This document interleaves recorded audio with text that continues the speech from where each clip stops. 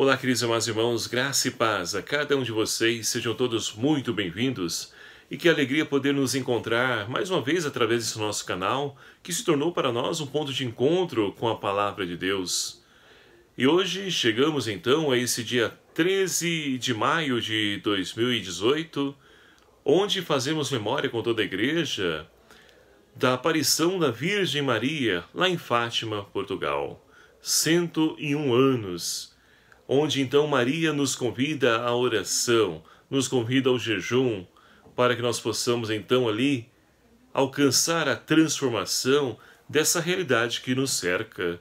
Então, amparados pelas mãos da Virgem de Fátima, queremos acolher então a palavra de Deus para que ela também se encarne na vida de cada um de nós. E hoje, com toda a igreja, celebramos a solenidade da Ascensão do Senhor. A Ascensão do Senhor, onde então as leituras propostas para essa solenidade são as seguintes. Primeira leitura extraída do livro do Atos dos Apóstolos, capítulo 1, versículos de 1 a 11. Salmo responsorial, Salmo 46. Segunda leitura, extraída da carta de Paulo aos Efésios, capítulo 1, versículos de 17 a 23. E o evangelho proposto para essa solenidade, o evangelho de São Marcos, capítulo 16, versículos de 15 a 20, que vai nos narrar o seguinte. Naquele tempo, Jesus se manifestou aos 11 discípulos e disse-lhes: Ide pelo mundo inteiro e anunciai a boa nova a toda criatura. Quem crer e for batizado será salvo. Quem não crer será condenado. Eis os sinais que acompanharão aqueles que crerem. Expulsarão demônios em meu nome, falarão novas línguas, se pegarem em serpentes e beberem veneno mortal, não lhes fará mal algum, e quando impuserem as mãos sobre os doentes, estes ficarão curados. Depois de falar com os discípulos, o Senhor Jesus foi elevado ao céu e sentou-se à direita de Deus. Então os discípulos foram anunciar a boa nova por toda a parte. O Senhor os ajudava e confirmava a sua palavra pelos sinais que lhes acompanhavam. Palavra da salvação. Glória a vós, Senhor. Caríssimos irmãos e irmãs, estamos então encaminhando para o final desse nosso tempo pascal. E chegamos então hoje à solenidade da Ascensão do Senhor, ou seja, é Jesus que após então permanecer durante 40 dias juntamente com seus discípulos, instruindo, os preparando para poder agora assumir o protagonismo na missão, agora Jesus volta para o Pai. Então a solenidade da Ascensão de Jesus que hoje nós celebramos sugere que no final do caminho percorrido no amor e também na doação está a vida definitiva, ou seja, a comunhão com Deus.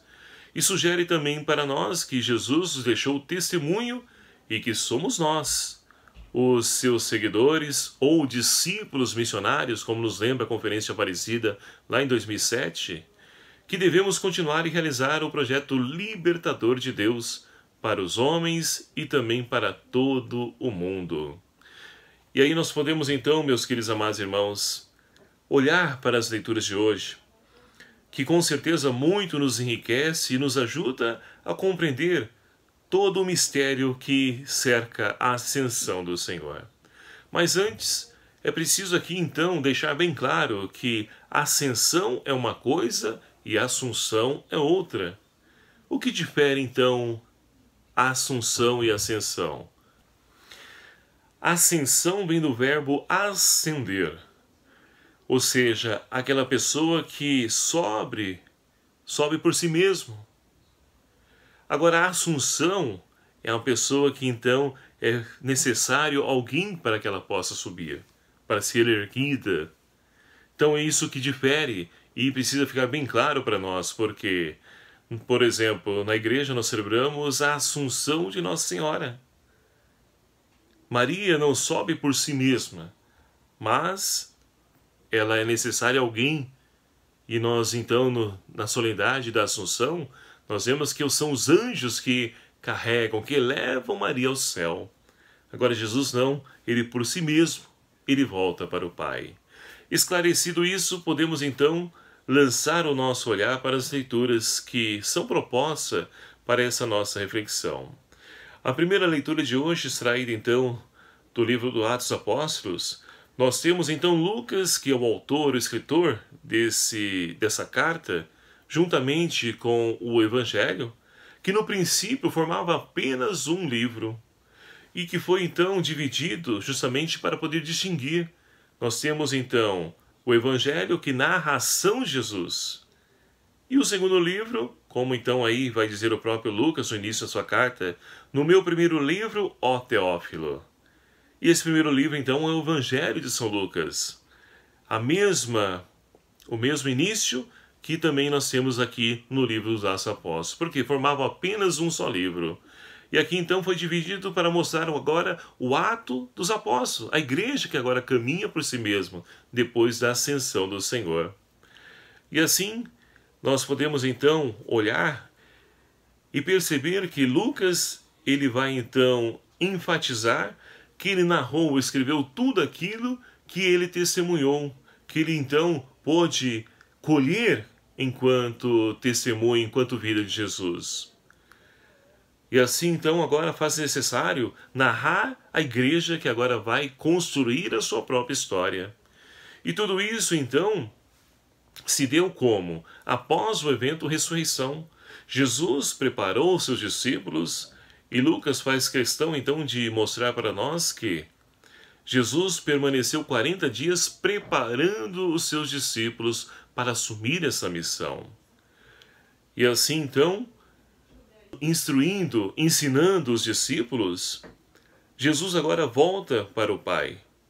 Por quê? É o fim de todos aqueles que também assumem a sua vida como doação, como entrega, com amor. É o fim último de cada um de nós, a vida em Deus. Então Jesus terminou a sua missão, preparou os discípulos e agora então volta para o Pai. Mas é interessante porque Jesus não nos deixa órfãos, não nos deixa sós. Ele então vai nos enviar o Espírito Santo, o Paráclito, o mesmo Espírito que ele entregou lá na cruz e que nós recebemos no dia do nosso batismo. E assim, tudo isso para que nós possamos então colocar esses dons, carismas a serviço do reino de Deus. Não para a nossa glorificação, não para a nossa exaltação, mas para servir aos nossos irmãos, e principalmente os menos favorecidos.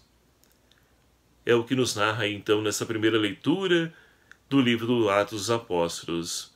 Mas é interessante porque Jesus, antes de subir ao céu, ele faz a promessa do envio do Paráclito, que os discípulos permaneçam em Jerusalém.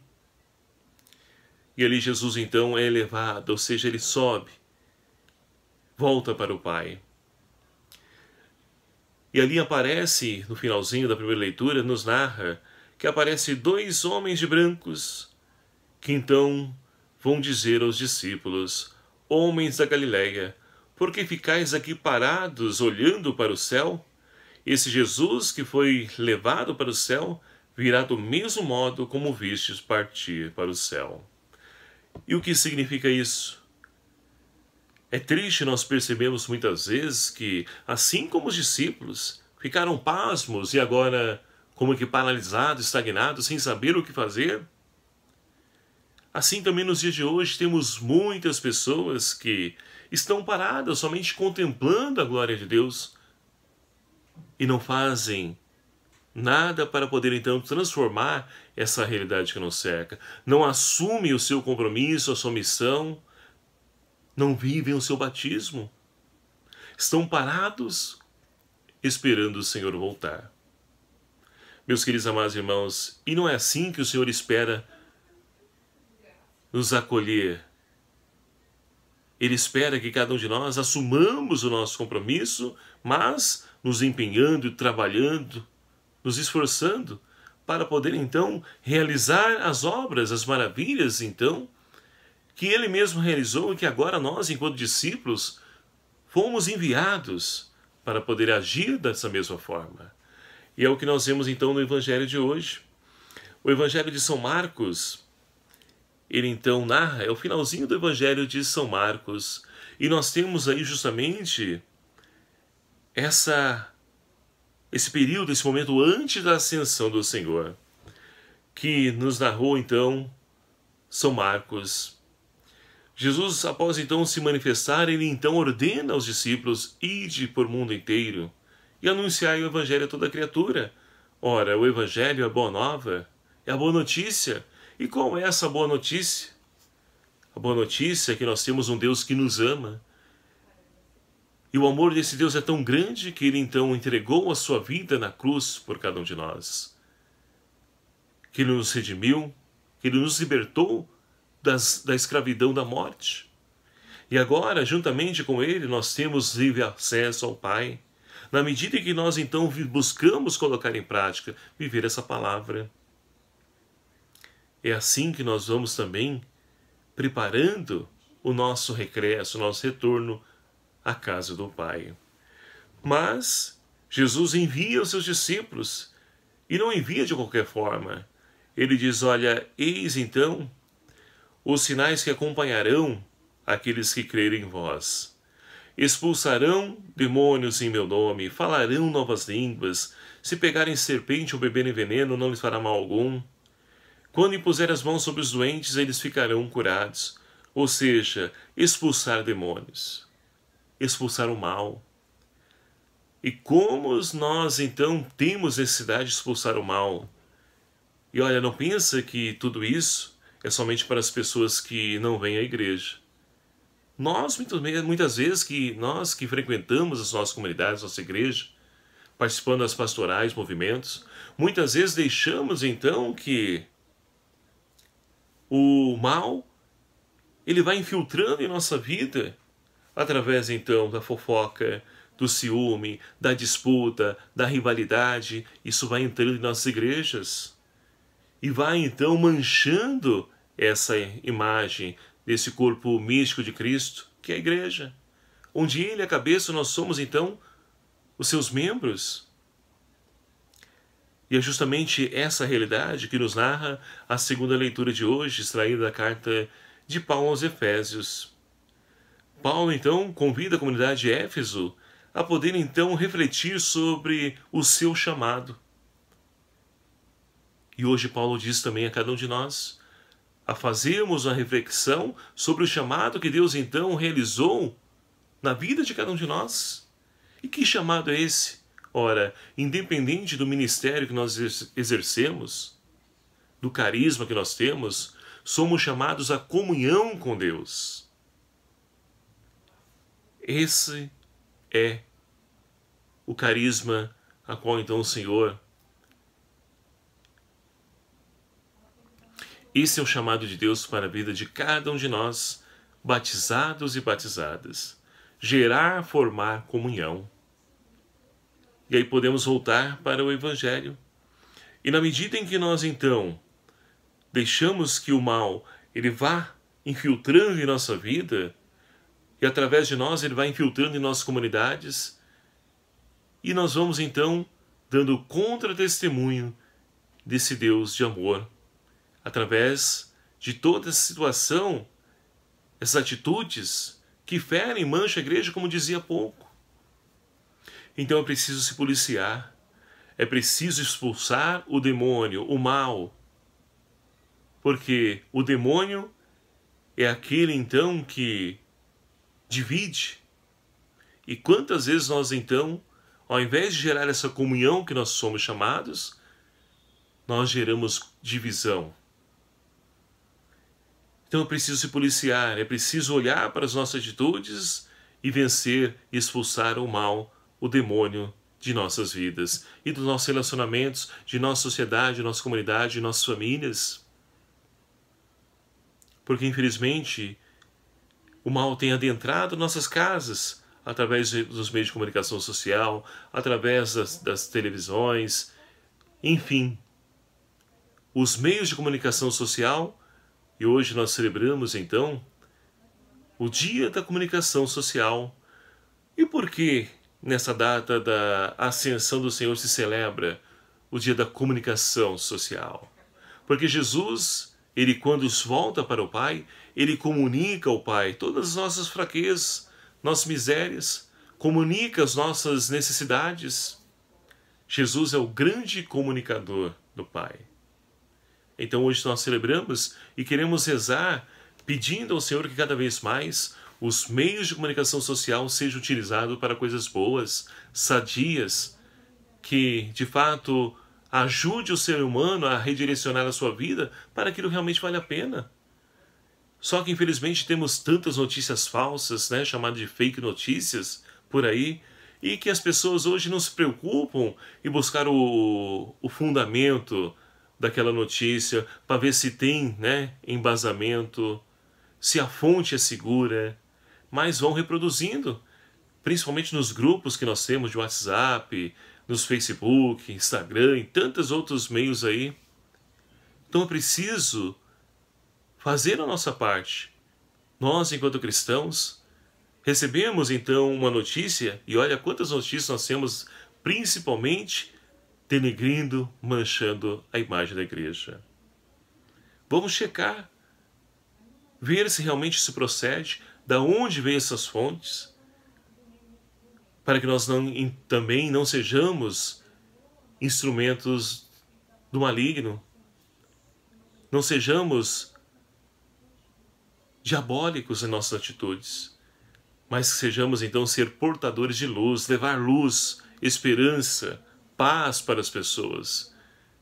É esse chamado que o Senhor tem para cada um de nós, enquanto discípulos missionários. E voltando então para o Evangelho, expulsando o demônio, falarão novas línguas. Olha, é preciso falar a mesma linguagem. É preciso então, e qual é essa linguagem que nós somos chamados a falar? A linguagem do amor. A linguagem do amor. Porque muitas pessoas no dia de hoje têm os seus próprios interesses. Mas nós, enquanto cristãos, devemos caminhar em comunhão, e caminhar em comunhão é viver o amor. Essa linguagem que nós somos chamados então a falar.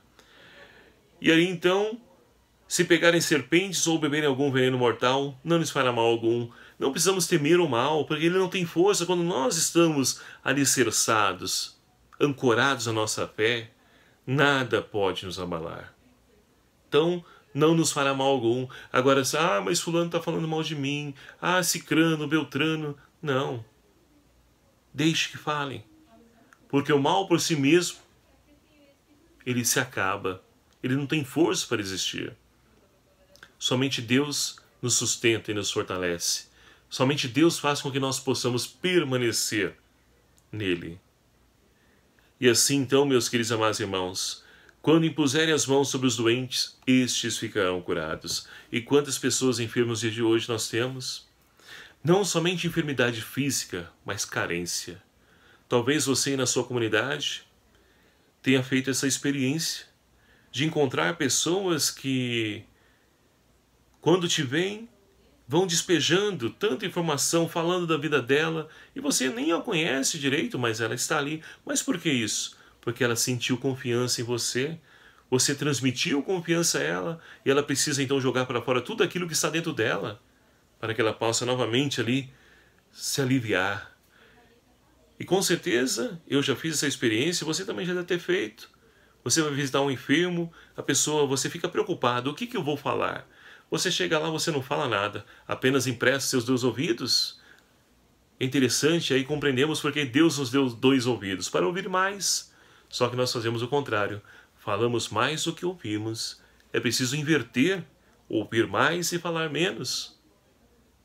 Essa deve ser então a pedagogia, e principalmente quando lidamos com pessoas enfermas. A pessoa então desabafa, e ali ela então, o rostinho dela fica até melhor, porque ela conseguiu colocar para fora tudo aquilo que estava importunando, estava ali trazendo mal-estar a ela.